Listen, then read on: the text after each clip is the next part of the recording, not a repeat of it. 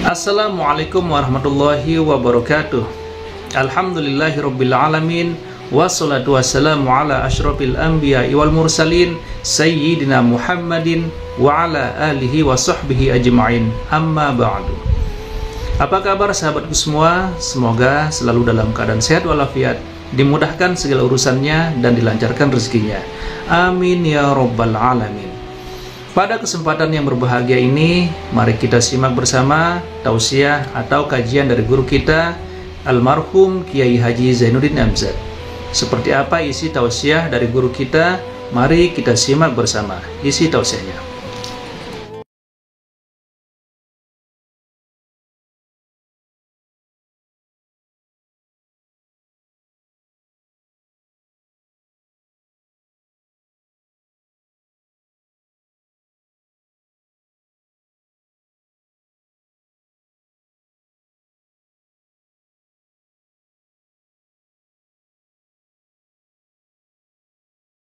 Alhamdulillah la haula wa la quwwata illa billah, amma ba'du. Bapak-bapak, ibu-ibu, saudara-saudara kaum muslimin rahimakumullah. Yang celakanya lagi, lahirlah budaya jilat menjilat, upeti dan lain sebagainya asal tujuan bisa tercapai. Sementara itu yang miskin ingin cepat menjadi kaya, sedang yang kaya ingin menjadi lebih kaya lagi. Kalau boleh tidak hanya sekedar dia saja yang kaya, anaknya harus kaya, cucunya tidak boleh miskin dan kere, bahkan cucu daripada cucunya pun harus jadi orang-orang kaya. Ini keinginan yang wajar. Setiap orang tua tentu tidak ingin meninggalkan anak cucunya dalam keadaan miskin dan terlunta-lunta. Yang tidak wajar kalau keinginan itu membuat orang lalu menghalalkan segala macam cara, menyalahgunakan fasilitas yang dimilikinya, apalagi kalau dia berada dalam satu posisi di mana seharusnya dia memberikan contoh dan keteladanan. Maka akibatnya timbullah krisis wibawa, yang dari krisis wibawa ini mengendorlah disiplin. Sesungguhnya orang lalai, orang tidak mau berdisiplin karena di mukanya, di matanya, dalam pandangannya tidak ada lagi orang yang dianggapnya berwibawa. Dan wibawa itu hilang oleh karena orang merasa tidak ada keteladanan yang patut dijadikan contoh dalam kehidupannya. Inilah sesuatu yang kurang dirasakan di zaman kita sekarang ini. Bukan kurangnya teori, bukan kurangnya segala macam kaedah dan dalil, tetapi yang kita rasakan sekarang ini kurangnya contoh dan keteladanan dari orang-orang yang seharusnya memberikan contoh dan keteladanan itu. Berangkat dari sejarah dan kehidupan Rasulullah Sallallahu Alaihi Wasallam, keberhasilan yang beliau peroleh, salah satu dasar utamanya ialah satunya kata dan perbuatan. Tidak bermental ganda, tidak bermain minyak di atas air, tidak menggunting dalam lipatan. Lidahnya adalah hatinya, ucapannya adalah perbuatannya, dan apa yang beliau ajarkan kepada orang lain, beliaulah pelaksana pertamanya. Saudara-saudara kaum muslimin rahimakumullah. Sementara itu pada sisi lain, yang miskin ingin cepat menjadi kaya, maka ia terjebak dalam prinsip tujuan menghalalkan cara apapun saja dilaksanakan asal dia bisa segera menjadi kaya. Maka salah satu jalan yang banyak dilaksanakan orang untuk mencapai kekayaan tanpa harus peras keringat dan banting tulang seperti umumnya orang adalah melalui satu jenis permainan yang umumnya kita kenal dengan nama judi. Ada dua bentuk dan pola daripada judi. Walaupun seiring dengan kemajuan ilmu pengetahuan dan teknologi canggih, peradaban manusia semakin tinggi, maka jenis macam judi yang dimainkan oleh manusia ikut-ikut menjadi canggih. Tetapi pada umumnya ada dua jenis macam judi itu. Pertama, ada judi yang dilakukan secara langsung, dalam arti seorang petaruh berhadapan dengan bandar atau orang berhadapan dengan orang. Dari judi yang dilaksanakan secara langsung ini, efek negatif yang segera bisa kita lihat dengan nyata, pertama, timbulnya rasa dendam dan permusuhan. Walaupun orang nampak duduk berhadap-hadapan, walaupun kelihatannya mereka tertawa satu sama lain, tapi yakinlah itu cuma sekedar kulit saja. Pikiran yang ada dalam benak tiap-tiap orang yang terlibat dalam perjudian tidak lain ialah bagaimana saya bisa mengalahkan lawan main saya. Akibatnya tentu bisa kita pastikan akan timbullah dendam dan permusuhan bagi yang kalah, akan timbullah rasa sombong dan menganggap remeh orang lain bagi yang menang. Yang kedua, lalainya orang kepada apa yang menjadi tanggung jawab dan kewajibannya. Orang bisa lupa kepada anak dan istri. Kalau kepada anak dan istri saja sudah bisa lupa, apalagi kepada yang lain, sebab anak dan istri memang merupakan bagian daripada kehidupan kita. Konon lagi saudara, konon lagi keluarga yang lain, anak istri saja bisa terlupakan oleh penyakit dan permainan yang bernama judi ini. Yang ketiga, hilangnya rasa sayang kepada harta. Harta yang didapatnya dengan peras keringat dan banting tulang, mungkin pergi pagi dan pulang sore. Setibanya dia di meja judi, apalagi uang tadi sudah bertukar dengan dalam bentuk koin, maka rasa sayang kepada harta itu tidak akan pernah ada lagi. Tetapi saudara-saudara, bagaimanapun juga, judi dalam artian langsung semacam ini hanya melibatkan orang-orang tertentu. Artinya selektif. Ada judi yang lebih berbahaya daripada jenis ini, perjudian massal. Taruhlah roulette dan kasino itu judi.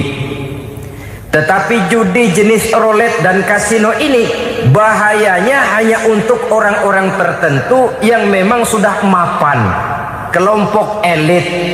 Masa iya bocah angon di kampung main roulette? Apa ia yang tinggal di pinggir kali kenal kasino? Ya entahlah kalau kasino Prambos ya. Dari judi massal semacam ini lahirlah penyakit yang dinamakan tulul amal.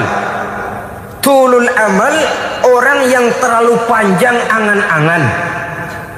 Bukan tidak boleh orang bercita-cita, sebab cita-cita itu perlu. Katanya manusia tidak makan masih bisa hidup 1 bulan lebih. Manusia tidak minum masih bisa hidup 3 hari lebih. Tapi manusia tidak punya cita-cita 1 jam pun dia tidak akan bisa hidup. Karena faktor yang membuat kita bergairah menghadapi kehidupan, faktor yang mendorong kita untuk tetap berusaha dan tegar menghadapi resiko, karena adanya cita-cita di dalam kehidupan kita. Tetapi cita-cita tanpa direalisir dengan usaha, cita-cita yang tidak berangkat dari kemampuan yang ada, pada akhirnya hanya akan merupakan cita-cita yang mengawang, tidak akan terwujud dalam kenyataan, dan akan membentuk manusia menjadi orang yang tulul amal, panjang angan-angan, terlalu muluk keinginan, tidak berangkat dari kemampuan dan kesanggupan yang ada pada dirinya sendiri. Maka penyakit inilah yang telah menghasilkan dan melahirkan penghayal-penghayal kelas berat, tukang-tukang ngelamun kelas tinggi yang hidup di angkasa luar. Dan sejarah belum pernah mencatat ada orang menjadi kaya karena judi, itu belum pernah. Saudara lihat saja orang kaya yang namanya Adnan Khashoggi, orang kaya yang namanya Henry Ford, orang kaya yang namanya Aristotle Onassis, orang kaya yang namanya David Rockefeller. Itu seluruhnya menjadi kaya bukan karena mereka terlibat dalam perjudian, tapi karena kerja keras, peras keringat, banting tulang. Dan itu dimulai sejak mereka masih remaja. Sehingga banyak orang besar yang mulai pekerjaannya dengan menjual koran. Artinya berangkat dari A. Banyak pengusaha mobil yang memulai pekerjaannya dari tukang cuci mobil, tapi lalu bertahap dan tegar menghadapi kenyataan, sehingga proses demi proses dia hadapi dengan tegar, dengan tabah, dengan sabar, dengan ulet, sampai kepada membuahkan hasil. Kita ingin pintas, kayaknya mau, usahanya tidak mau, senengnya mau, peras keringatnya tidak mau. Ini tentunya akan melahirkan kontradiksi di dalam kehidupan. Maka dari jenis perjudian massal semacam ini lahirlah penyakit tulul amal, panjang angan-angan, terlalu muluk cita-cita. Bayangkan saja kalau ini terjadi secara massal, menimpa nasib rakyat kita di pedesaan yang jauh dari keramaian. Tiap hari mereka dinina-bobokkan oleh gambaran tentang akan diperolehnya uang dalam jumlah yang banyak dengan angka nol yang berentet. Tiap hari mereka melihat angka-angka itu. Mereka lambat laun akan terseret dalam arus tulul amal ini. Panjang angan-angan, muluk cita-cita, hanya dengan mengandalkan meja perjudian. Akibatnya timbul penyakit yang kedua, yang ketiga, yaitu malas berusaha. Orang kalau sudah terlalu asik berkhayal, menghitung bintang di langit, malas berusaha. Kalau ada temannya kerja jadi buruh kasar, bawa hasil yang merupakan jeripaya dan peras keringat dia, 1 minggu bergaji 10-15 ribu, diketawain. Apaan gaji lu 10 ribu, 15 ribu? Entar gua nih kalau ketembus 100 juta, entar. Yang 10 ribu dan 15 ribu keringat orang itu dihina, itu dicela. Tetapi dia selalu menghitung, entar nih gua.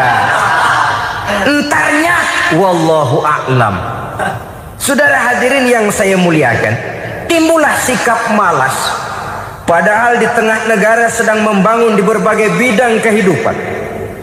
Maka sifat malas ini merupakan musuh kita, baik mengejar kemiskinan, baik mengejar kebodohan dan keterbelakangan kita di sektor-sektor lainnya. Alangkah akan terganggunya roda pembangunan di negara kita ini jikalau sebagian besar rakyat dihinggapi oleh penyakit malas, yang malas ini dilatar belakangi oleh penyakit tulul amal, terlalu muluk angan-angan, yang angan-angan ini dinina-bobokkan oleh keinginan untuk mendapatkan untung yang besar tanpa peras keringat dan banting tulang. Sasaran yang lebih jauh, dan ini yang paling kita khawatirkan, hancurnya kubu-kubu pertahanan moral daripada bangsa kita. Kita sependapat bahwa lebih penting daripada membangun jembatan adalah membangun manusia yang membangun jembatan. Bahwa lebih penting daripada mengaspal jalan raya adalah membangun mental manusia yang melaksanakan pengaspalan itu. Dengan kata lain, membangun dan mempersiapkan manusia pembangunan. Tanpa itu, maka saya merasa khawatir kalau nanti kita tidak akan sampai kepada target yang kita harapkan oleh karena kandas di tengah jalan. Saudara-saudara kaum muslimin rahimakumullah, Islam sebagai agama yang mengajarkan manusia untuk berusaha dan mengeluarkan segala kemampuan untuk melaksanakan segala usahanya itu, sangat membenci sifat malas, sangat membenci sifat tulul amal atau panjang angan-angan. Dan oleh karena judi melahirkan dua sifat itu, Islam sangat menganjurkan pengikutnya untuk menjauhi segala macam jenis perjudian, baik yang terang-terangan maupun yang dilakukan secara samar-samar, tidak ketara, judi canggih sesuai dengan canggihnya teknologi daripada manusia itu sendiri. Ini adalah penyakit yang meracuni masyarakat manusia dari sejak berpribadi, bertetangga, berumah tangga, sampai kepada berbangsa dan bernegara. Dan kasus-kasus yang timbul sudah cukup banyak, yang tidak mungkin lagi kita katakan hanya sekedar bersifat kasuistis, bersifat kasus-kasus kecil saja. Sebelum riaknya naik ke permukaan, marilah kita membuat benteng untuk masing-masing pribadi muslim memelihara dan menjaga diri, jangan terseret dalam permainan yang bernama judi, apapun bentuknya, bagaimanapun cara dan ragamnya. Karena jelas bahayanya lebih besar daripada manfaatnya. Taruhlah kita barangkali kemarin-marin hanyut dalam arus perjudian, tetapi hendaknya kita bisa mengambil pelajaran bahwa seorang mukmin adalah seorang yang apabila dia melakukan kesalahan, dia segera sadar, dijadikannya pelajaran untuk tidak diulanginya lagi pada masa-masa yang akan datang. Dengan sikap semacam itu, kita tidak lagi akan mengulangi kesalahan-kesalahan lama, dan grafik kehidupan kita dari hari ke hari akan makin menunjukkan hal-hal yang baik dan positif adanya. Saudara-saudara kaum muslimin rahimakumullah, kalau ABRI masuk desa, rakyat beruntung. Kalau jaksa masuk desa, rakyat bahagia. Kalau koran masuk desa, rakyat ikut jadi cerdas. Tapi kalau judi masuk desa, rakyat kiamat. Pembangunan akan terbengkalai, roda perekonomian akan lesu. Karena mestinya orang membelanjakan uang untuk sesuatu yang dia perlukan, akhirnya dia belanjakan untuk sesuatu yang dia tidak perlukan, karena gambaran, khayalan akan mendapat keuntungan yang jauh lebih besar lagi. Padahal istilah orang-orang tua kita dulu, lebih baik makan singkong betulan daripada makan roti ngimpi. Artinya uang yang 1.000-2.000 rupiah itu lebih baik dibelikan beras, dimasak, makan bersama anak dan istri, terasa nikmat dan halalnya, ketimbang beli kertas lalu ngelamun, menghayal, menghitung yang bukan-bukan. Itu kertas dibolak madep ulon, dibolak madep mudik, diputar sana, diputar sini, akhirnya palanya ikut muter. Kira-kira apa yang cocok? Masih belum puas, kertas dilihat orang gila ditanyain. Sudah tahu waras, orang gila yang ditanya. Masih belum puas, nanya orang gila, tidur di kuburan. Allahu Akbar. Padahal di rumahnya tempat tidurnya empuk, anget, nggak ada nyamuk. Kuburan, tidur di kuburan. Dampak-dampak negatif yang semacam ini pada gilirannya mau atau tidak mau akan menyeberang kepada garis akidah, membahayakan dan mengancam nilai-nilai tauhid yang kita miliki. Sudah kertas dibolak-balik, tidak puas, orang gila ditanya. Orang gila ditanya belum maram, tidur di kuburan. Barangkali ada bisikan. Saudara hadirin yang saya muliakan, memang walaupun wahyu sudah berhenti, tapi Allah masih memberikan ilham kepada hamba-hambanya yang dikehendakinya. Tetapi ilham itu bentuknya positif. Kalau saudara pagi-pagi berniat, tahu-tahu datang pikiran nanti malam mau ngaji, itu namanya ilham. Kalau saudara sedang merenung, tahu-tahu datang pikiran, saya mau sedekah, itu namanya ilham, bentuknya positif.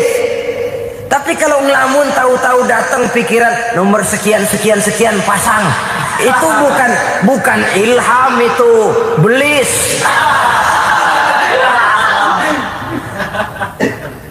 Saudara hadirin yang saya muliakan, tidak puas tidur di kuburan, cari yang lebih paten lagi, dukun ditanya. Nah, saya ingin menuduhkan persoalan. Apa tidak boleh orang ziarah kubur? Apa tidak boleh orang pergi ke dukun? Ini dalam kaitannya dengan judi, karena ini penyakit yang sudah merajalela, mewabah di kalangan masyarakat kita di lapisan yang bawah ini. Saudara hadirin yang saya muliakan, ziarah kubur bukan saja boleh, malah dianjurkan oleh Nabi. Tetapi ziarah kubur yang dianjurkan oleh Nabi itu dengan tujuan pertama, agar orang ingat kepada mati. Kafa bil mauti wa'izah, kata Nabi. Cukup dengan mengingat mati menjadi pelajaran bagi kamu semua.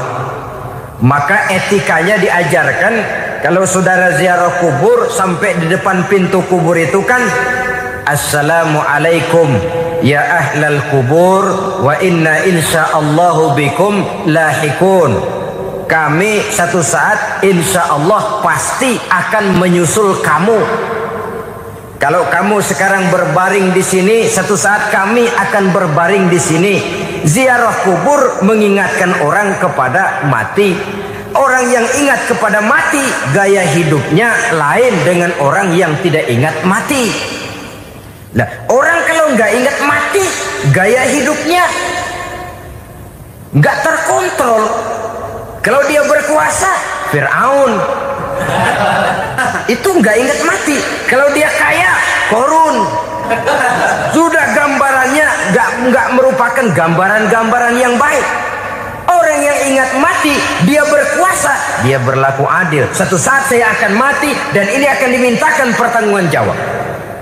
Orang kaya ingat mati, dia akan jadi pemurah. Kenapa?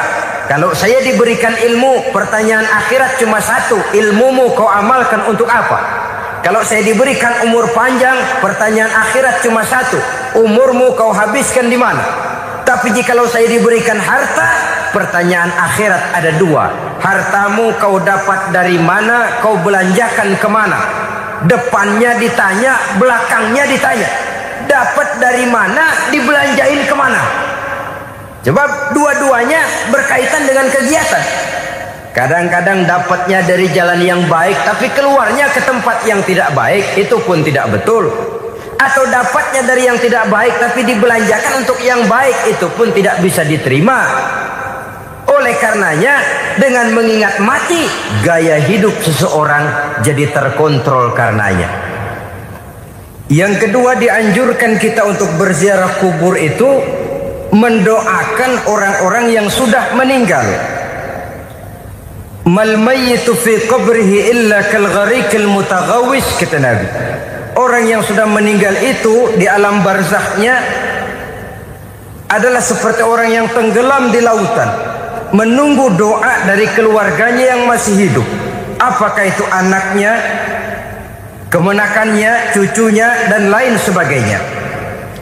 Adapun yang kalau kita ziarahi itu kuburnya orang-orang yang kita tahu merupakan orang soleh, orang yang berjiwa bersih, yang kita kenal ketakwaannya kepada Allah Subhanahu wa Ta'ala, tidak ada salahnya kita bertabarruk, asal jangan dengan satu keyakinan bahwa dia secara mandiri bisa mendoakan kita. Dia hanya bisa melakukan itu hanya dengan izin Allah. Nah, umumnya orang kalau sudah ziarah ke kubur-kubur keramat itu, Allahnya kelupaan. Itu yang dikhawatirkan merusak dan mengganggu akidah. Sehingga di awal-awal perkembangan Islam, Nabi pernah melarang orang ziarah kubur itu. Ini bisa kita simak dari hadis, kuntu nahaitukum an ziyaratil qabri fazuruha. Dahulu aku pernah melarang kamu untuk ziarah kubur. Adapun sekarang kalau mau ziarah, ziarahlah kamu. Kata-kata dulu aku pernah melarang kamu itu menggambarkan bahwa pada permulaan perkembangan Islam, nilai keimanan para sahabat masih rapuh, masih lemah, masih memerlukan pembinaan. Sehingga kalau mereka sering ke kubur, dikhawatirkan mereka minta kepada kubur. Nah, tetapi tatkala nilai keimanannya sudah mapan, sudah kuat, kata Rasul, fazuruha. Adapun sekarang kalau mau pergi berziarah, ziarahlah kamu. Saudara hadirin yang saya muliakan, jadi jangan melupakan Allah. Saya bisa saja berkata, kalau saya misalnya pakai cincin, lalu saya bilang, saya sejak pakai cincin ini, jangan anak gadis, nenek-nenek ngelihat saya lemes. Atau sejak pakai cincin ini dagangan laris bener. Cincin itu yang menggelincirkan akidah. Untuk tidak tergelincir, orang harus tidak melupakan Allah. Dia bisa berkata, alhamdulillah Allah memberikan keistimewaan kepada batu cincin saya. Batu cincinnya tidak apa-apa, Allah yang memberikan keistimewaan. Ini dalam bentuk yang langsung. Dalam bentuk yang tidak langsung kita bisa lihat, misalnya kalau petani ditanya, oh ini bisa panen besar ini rahasianya apa Pak? Oh, pupuk urea. Pupuk urea. Nah, Allah nomor 16. Seorang petani yang baik keimanannya, dia akan berkata, kami bisa panen besar karena izin Allah. Lah kalau pupuknya mah pakai pupuk urea, izin Allahnya dulu, baru kemudian pupuknya nyusul. Jadi sebenarnya bukan cuma pergi ke dukun yang bisa merusak keimanan, pergi ke dokter juga bisa loh merusak keimanan. Kalau berkeyakinan bahwa dokter itulah yang memberikan sembuh, kenapa akidah saudara tidak tergelincir karenanya? Dokter hanya memberikan obat dan resep, sembuh itu datangnya dari Allah. Ini yang diungkapkan lewat lisan Nabi Ibrahim alaihissalam, wa iza maridtu fahuwa yashfini. Apabila aku sakit, dialah Allah yang memberikan sembuh. Memberikan sembuh. Jangan juga menyalahartikan ayat ini. Ada ayat begini sakit terus nekat. Udah nggak usah berobat dah, memang penyakit dari Tuhan. Ntar waktunya baik ya baik dah. Udah ampek terus dah. Orang yang berobat saja belum tentu sembuh, apalagi yang tidak berobat. Sama juga orang nggak sembahyang kita ajakin ngotot, lu juga yang sembahyang belum tentu masuk surga katanya. Lah yang sembahyang belum tentu masuk surga, bagaimana cengoran lu yang nggak sembahyang?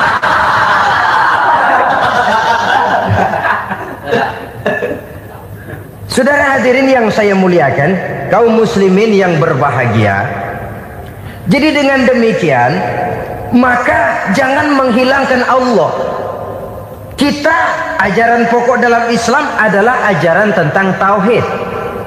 Nah, tauhid ini menyangkut mengesahkan Allah, baik di dalam zatnya, baik di dalam sifatnya, baik di dalam perbuatannya, baik di dalam beribadah kepadanya. Tauhid dalam ibadah itu ada. Tauhid dalam zat artinya zat Allah itu tidak tersusun, tidak terdiri dari bagian-bagian yang bisa pecah-pecah. Ya seperti kita ini kan ada kepala, ada kaki, ada tangan. Allah tidak tersusun zatnya dari bagian-bagian. Esa zatnya tidak bisa dibagi-bagi.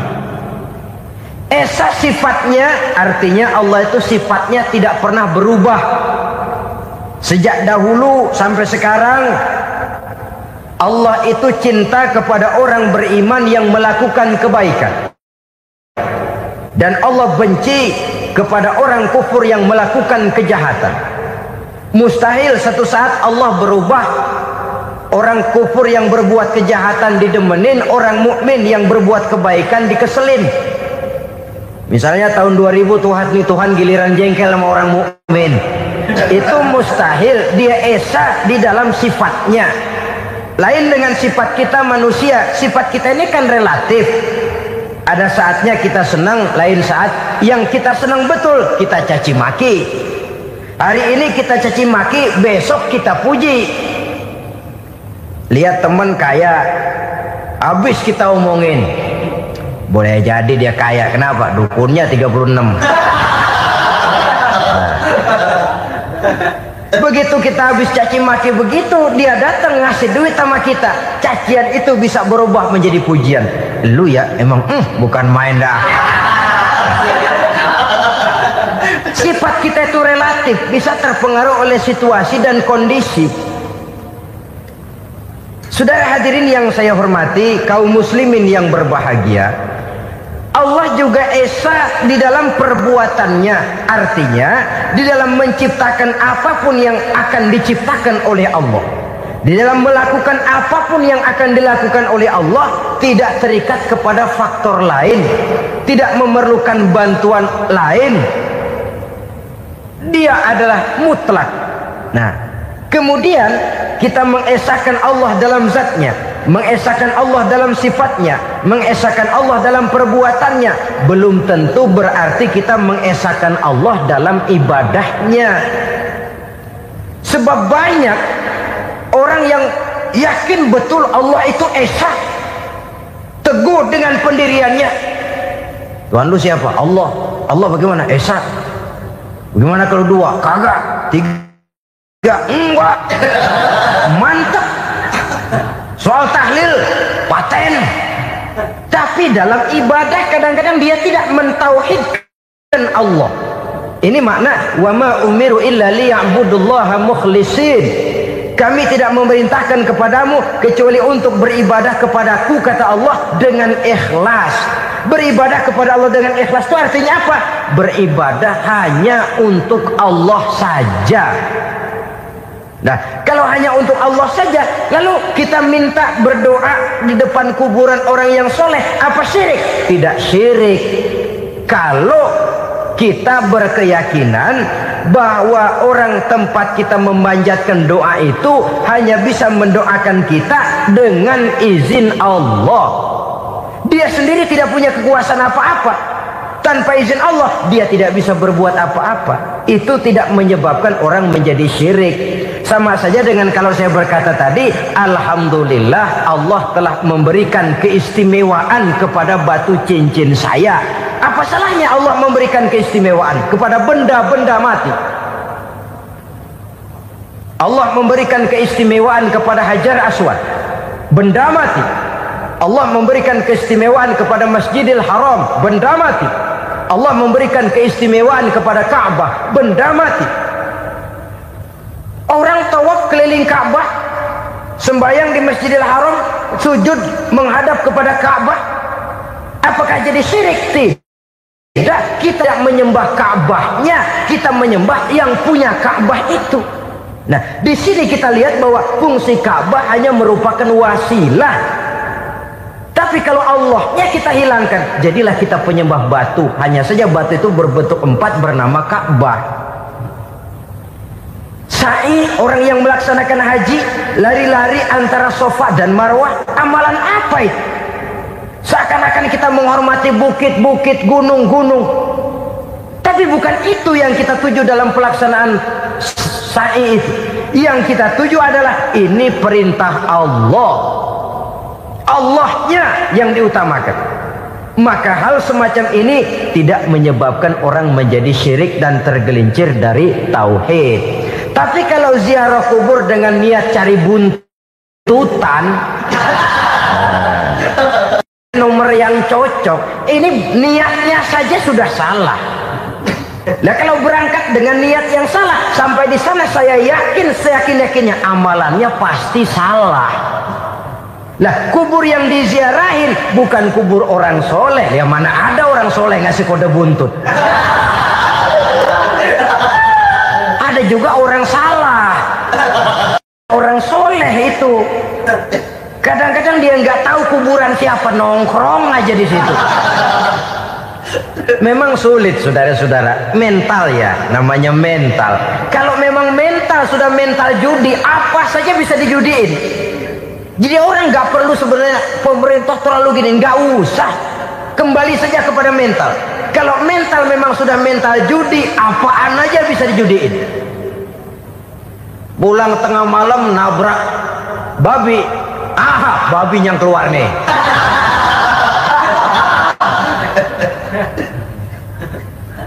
Mobil lewat, nomornya bisa dijudiin.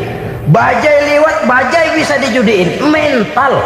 Kalau memang mental sudah mental judi, apapun saja bisa dijudikan. Saudara hadirin yang saya muliakan, lalu bagaimana dengan dukun? Ya, saudara hadirin, pergi ke dukun hakikatnya sama dengan pergi ke dokter. Orang berusaha melaksanakan yang namanya syariat, hakikatnya kembalikan kepada Allah, syariatnya kita laksanakan. Tetapi, nah ini tetapi yang pertama, saudara harus tahu betul dukunnya itu bayang apa enggak, agamanya kuat apa enggak. Sebab ya tentu tidak ada dukun yang jelek, karena pada umumnya penyakit dukun itu kan nyohor, iklan lewat koleha-kolehanya. Kita bisul kecil datang, kita dukun, ah ini si kecil kemarin bisul kayak kelapa 5 menit baik. 5 menit padahal kemarin kagak ada yang datang. Diolah sedemikian rupa supaya orang mantap. Jadi jangan asal sembarangan. Kadang-kadang lihat potongan dukunnya aja kita ngeri. Mukanya sudah klemot, nggak pernah tersentuh air wudhu. Jangankan air wudhu, mandi aja jarang. Yang kayak begini yang dipegang mati-matian, yang dipercayai habis-habisan, akan kita kemanakan tauhid kita ini? Apalagi kalau perginya sudah dengan niat mencari nomor yang jitu. Itu saya katakan lagi tadi, berangkat saja sudah dengan niat yang salah. Orang berusaha silahkan. Sama juga kita ke dokter. Oleh dokter kan setelah diperiksa penyakit kita, lalu dianalisa, oh ini penyakitnya ini, kemudian diberikan obat. Lah obat itu kan tentu ada aturan minumnya tuh. Yang kapsul ini sehari 3 kali, yang tablet ini sehari 2 kali. Kalau kita minumnya kelebihan, overdosis namanya. Saking pengen cepet baik, sekali minum 10 tablet. Ya memang nggak sakit-sakit lagi, tapi nggak hidup sudah. Habis. Kita pun dalam melaksanakan amalan hidup beragama begitu. Saudara datang kepada kiai, orang-orang soleh, meminta amalan, wiridan, itu jangan sampai overdosis. Tidak sesuai dengan kemampuan pribadi. Wong masih SD sudah minta matematika kelas SMP, celeng. Baru SMP sudah minta diajarkan filsafat kelas perguruan tinggi, semaput. Kenapa? Daya tampungnya nggak kuat. Emang ukuran secangkir, minta di sini seember, ya luber. Lebihnya nggak cukup. Kenapa? Yang diberikan, yang diamalkan tidak sesuai dengan makomnya, tidak sesuai dengan kemampuan yang ada pada dirinya. Saudara hadirin yang saya muliakan, akhirnya apa? Mencelakakan dirinya sendiri, ngawur. Baru sembahyang seminggu udah ngaku ketemu malaikat. Oh, sembahyang ditemenin malaikat lah, sembahyang baru seminggu mulai. Tuh malaikat iseng amat. Ya walaupun kalau Allah izinkan tidak mustahil, tapi kan tidak logik. Orang yang melaksanakan ibadah puluhan tahun memerlukan riyadhah dan latihan, khusyuk dan tawadhu, penuh tazallul, merendahkan diri di hadapan Allah, belum tentu mendapat karunia yang. Masya Allah, apa yang sudah disampaikan oleh guru kita almarhum Kiai Haji Zainuddin MZ sangat luar biasa. Sahabat beriman yang dimuliakan Allah, tetaplah di kajian ini karena kajian ini belum selesai. Maka dari itu mari kita lanjutkan kembali. Selamat mendengarkan. Saudara hadirin yang saya muliakan, jadi dengan kata lain, yang pertama lihatlah dulu kualitas dukun yang akan saudara datangi itu. Ini kualitas black apa kualitas white, aspal apa cat putih, sehingga jangan sampai kita salah pilih. Sebab biasanya orang kalau sudah hanyut di kali, rumput pun dia pegangin. Dia tahu kalau rumput tidak akan bisa menahan bobot badannya, tapi karena posisinya posisi terjepit, rumput pun dia pegang. Ini satu gambaran psikologis betapa orang dalam keadaan panik, kepepet, kejepit, yang tidak mestinya dipegang pun akan dipegangnya juga. Walaupun dia tahu itu tidak akan bisa menahan bobot badannya, namun dipegangnya juga. Oleh karenanya, yang pertama, lihat dulu kualitas dukunnya. Yang kedua, saudara-saudara, jangan berkeyakinan bahwa dukun itulah yang memberikan permintaan saudara. Si dukun hanya bisa dengan izin Allah. Nah, ini kuncinya. Kalau izin Allahnya dihilangkan, dan ini yang jarang. Biasanya kalau kita diajak ke dukun, di sono aja paten banget. Abah ano, abah ini, abah ano, abah-abah. Lah, lalu pikiran kita kan terfokus. Dikala itulah kita mulai menyampingkan Allah. Di situ yang dikhawatirkan nilai tauhid kita jadi tergoyah karenanya. Bahwa orang yang kita datangi, yang kita kenal kesolehan dan ketakwaannya, hanya bisa memberikan pertolongan dengan izin Allah. Dengan izin Allah dia doakan kita dan doanya kabul. Dengan izin Allah dia penuhi hajat kita dan hajat kita jadi terlaksana, jadi kenyataan dengan izin Allah. Sebab Allah itu memberikan keistimewaan. Ada waktu istimewa, ada tempat istimewa, ada jam istimewa. Kenapa sih sedekah hari Jumat dengan sedekah hari Kamis pahalanya kok lebih besar hari Jumat? Karena itu waktu istimewa.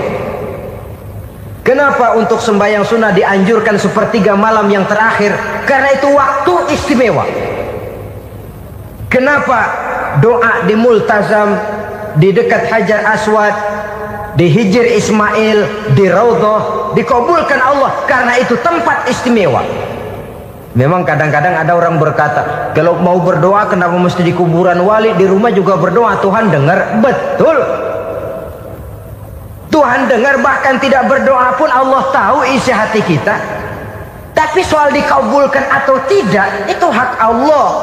Dan Allah memberikan fasilitas kepada tempat-tempat tertentu dan istimewa. Dan itu diajarkan oleh Nabi. Di Raudhah perbanyak doa. Kenapa? Itu tempat yang mustajabah. Artinya Allah memberikan keistimewaan kepada tempat-tempat tertentu. Dalam konteksnya dengan ini, makom para aulia, para wali, para ulama soleh, tidak ada salahnya kita berdoa di sana, bertawassul. Bukan meminta kepada si kiai, bukan meminta kepada si ulama, bukan meminta kepada si wali, meminta kepada Allah melalui tempat yang orangnya kita yakin dekat dengan Allah. Walaupun Allah tidak memerlukan perantara, itu jelas. Allah tidak memerlukan calo, memang. Tapi Allah menyediakan waktu dan tempat-tempat istimewa. Itu harus kita manfaatkan untuk mendekatkan diri dan berdoa kepadanya. Saudara-saudara kaum muslimin rahimakumullah, saya kembali dalam konteksnya dengan dukun yang akhir-akhir ini jadi populer karena merajalelanya judi sampai kepada desa-desa, pedesaan-pedesaan terpencil, yang akibatnya menjauhkan orang dari nilai tauhid. Padahal benar kalau orang berkata kadzabal munajjimun walau sodaku, tukang-tukang ramal itu bohong walaupun benar. Kalaupun betul, kebetulan. Itu maksudnya bohong walaupun betul, betulnya betul kebetulan. Maka para remaja itu biasanya gemar kepada membaca bintang Anda minggu ini, kan begitu toh? Nah, apa Aries, apa Virgo, apa Leo dan sebagainya, dan itu memang menarik untuk dibaca. Rezeki sebelah kulon, asmara anget. Saudara hadirin, hal yang semacam ini boleh saja untuk dibaca, tapi tidak untuk diyakini kebenarannya. Boleh saja untuk dibaca, tapi tidak untuk diyakini kebenarannya. Karena meyakini kebenarannya sama saja dengan mendahului Allah. Dan itu bisa menggelincirkan nilai-nilai tauhid kita. Tauhid dalam ibadah saya katakan tadi, menyembah hanya kepada Allah. bermohon hanya kepada Allah dengan menggunakan fasilitas-fasilitas yang disediakan oleh Allah, baik berupa waktu maupun tempat-tempat tertentu dan orang-orang. Ya, kalau waktu dan tempat saja ada yang diberikan keistimewaan oleh Allah, padahal tempat itu benda mati, apalagi manusia yang merupakan makhluk hidup. Saudara hadirin yang saya muliakan, saudara-saudara kaum muslimin yang berbahagia, sehingga dengan demikian kita tetap menjaga nilai-nilai akidah, dan dengan ini syariat kita laksanakan tanpa membuang hakikat, sebab hakikat tanpa syariat itu kosong. Syariat tanpa hakikat juga tidak ada tujuan. Yang penting hati bersih, nggak sembahyang nggak apa-apa. Mana bisa begitu, Mas? Kalau memang hati bersih nggak usah sembahyang nggak apa-apa. Nabi Muhammad dulu berhenti dong sembahyang, sebab beliau orang yang hatinya paling bersih. Nah, orang yang hatinya paling bersih saja sembahyang yang nggak berhenti, masa kita lalu mau berhenti? Yang penting kan kita bisa dekat dengan Allah melalui perasaan, banyak-banyak ingat. Apa itu sembahyang? Macam-macam. Itu hakikat saja tanpa syariat ya tidak bisa. Syariat saja tanpa hakikat juga gerak lahir yang tanpa roh namanya. Kita melakukan sholat tapi kita tidak tahu untuk apa kita sholat dan kenapa kita sholat dan siapa yang kita sembah di dalam kita sholat. Sehingga dengan demikian keduanya tidak bisa terpisahkan satu sama lain, seperti halnya kulit dan isi. Barangkali pernah saya ingatkan, kulit penting, isi pun juga penting. Hakikat penting, syariat juga penting. Dan kita jangan salah mengartikan, terjebak dalam ucapan-ucapan yang masih memerlukan penafsiran, sehingga lalu kita cenderung mendiskreditkan dan menjelekkan para wali.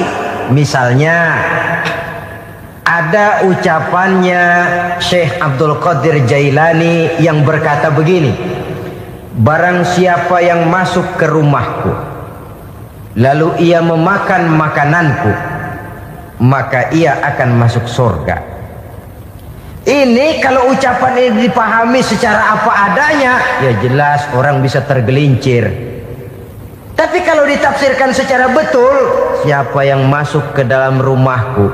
Di mana rumah Syekh Abdul Qadir? Di mana umumnya rumah para wali? Di masjid. Jadi siapa yang masuk ke dalam rumahku? Masjid. Lah kalau sudah di dalam masjid, makanannya apa? Getuk. Tentu saja tidak. Kalau sudah di masjid itu ya makanannya ya wirid, zikir, tahajud, baca Quran, paling kurang i'tikaf. Jadi siapa yang masuk ke masjid lalu dia sujud, wirid, zikir, ya jelas saja surga. Jangan membaca ucapan ini terus rame-rame nyari bekas rumah Syekh Abdul Qadir. Rame-rame masuk ya rumah kecil. Saudara hadirin, kita terlalu terpaku kepada materi ucapan dan melupakan filsafat daripada ucapan itu sendiri. Dalam kondisi yang sedemikian, sangat boleh jadi orang lalu tergelincir karenanya. Oleh karena itulah saudara-saudara, saya kembali kepada satu prinsip, bahwa sebenarnya dengan tidak perlu menyalahkan pihak-pihak lain, mari kita kembali kepada sikap mental kita sebagai muslim. Kalau mental memang sudah mental penjudi, apapun bisa dijudikan. Tapi kalau mental itu tidak ada, walaupun di kiri kanan dan depan belakang banyak dibuka tempat-tempat perjudian, saya yakin kita akan mampu menahan dan menjaga diri. Sikap mental inilah yang memerlukan pembinaan dari kita semua. Sehingga dengan demikian kita akan menjadi pribadi-pribadi yang bisa bertahan dari segala gempuran-gempuran yang datang dari luar karena adanya prinsip ketahanan mental itu tadi. Sekali lagi saya ingatkan bahwa judi selamanya tidak akan pernah mendatangkan kebahagiaan. Judi tidak akan membuat orang menjadi kaya. Judi tidak akan membuat orang makin akrab berteman dan bersaudara. Yang jelas judi melahirkan permusuhan dan dendam, membangkitkan rasa malas, memulukan angan-angan tanpa mau peras keringat dan banting tulang, melalaikan orang dari tanggung jawab dan kewajibannya, membuat ia lupa kepada anak, istri dan seluruh keluarganya, dan pada akhirnya dia akan terjebak dalam satu permainan yang makin menjauhkan dia dari proses kesadarannya sebagai manusia.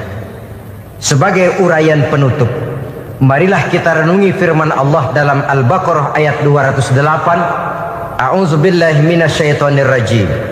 Ya ayyuhalladzina amanu dukhulu fis silmi kafah wa la tattabi'u khutuwatis syaitan innahu lakum aduwwum mubin. Hai orang-orang yang beriman, masuklah kamu ke dalam keselamatan, masuklah kamu ke dalam Islam secara keseluruhan. Jangan kamu mengikuti jejak-jejak setan, karena setan adalah musuhmu yang nyata dan jelas. Judi termasuk jejak-jejak yang ditinggalkan oleh setan untuk diikuti oleh kita, agar kita mendapatkan kesengsaraan baik di dunia, lebih-lebih di akhirat nanti. Semoga Allah selamatkan kita, Allah selamatkan seluruh bangsa kita dari penyakit-penyakit judi yang melahirkan efek-efek negatif dalam kehidupan. Terima kasih atas perhatian saudara. Mohon maaf atas segala kekurangan. Usikum wa nafsi bitaqwallah. Wassalamualaikum. Alhamdulillahirrabbilalamin. Itulah tadi tausiah penuh hikmah, penuh makna yang disampaikan oleh guru kita almarhum Kiai Haji Zainuddin MZ. Tentunya ini sangat bermanfaat sekali untuk kita semua. Sahabat beriman yang dimuliakan Allah, mari kita sama-sama doakan guru kita, semoga beliau diampuni dosa-dosanya dan dilapangkan kuburnya. Amin ya rabbal alamin. Buat sahabatku semua yang sudah menonton video ini sampai selesai, saya ucapkan banyak terima kasih. Semoga Allah Subhanahu wa Ta'ala senantiasa selalu melimpahkan rahmat dan karunia-Nya kepada sahabatku semua, dimudahkan segala urusannya dan dilancarkan rezekinya. Amin ya rabbal alamin. Baiklah sahabatku semua, untuk hari ini cukup sampai di sini dulu. Sampai bertemu lagi di kajian-kajian berikutnya. Wabillahi taufik wal hidayah wa ridha wal inayah. Assalamualaikum warahmatullahi wabarakatuh.